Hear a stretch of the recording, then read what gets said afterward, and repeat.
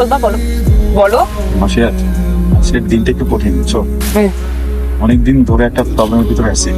Problem না, আমার জীবনের একটা ঘটনা যেটা নিয়ে আমি খুব সুখে থাকি।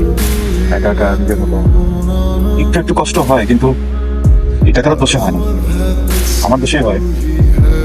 আজকের দিনটা সব থেকে কঠিন দিন। মানে ওই একটা ব্যাপার যদি আজকে না হয় তাহলে হেরে যাবো মনে হচ্ছে, আর কখনো হবে না। তাহলে আজকে ঘটাও, বলো তোমার প্রবলেম সলভ করো। তুমি কখনো তোমার কথা না বলে তোমার প্রবলেম তো সলভ হবে না মাসি। আমি আমাকে আটকে রাখি তো, চাইতেছি একটা হোক, হইতেছে না। এটা কি তুমি কি বুঝতেছো?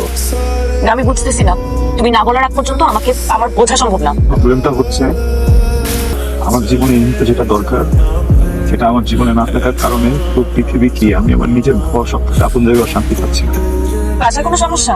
কোনো সমস্যা নাই, সবার বাসায় কোনো না কোনো সমস্যা আছে, আমারও আছে, সবার আছে। কিন্তু তুমি যখন তোমার প্রবলেমটাই তোমার ফ্রেন্ডের সাথে শেয়ার করবে না, তখন তোমার ফ্রেন্ড সলিউশন কিভাবে দিবে বলো?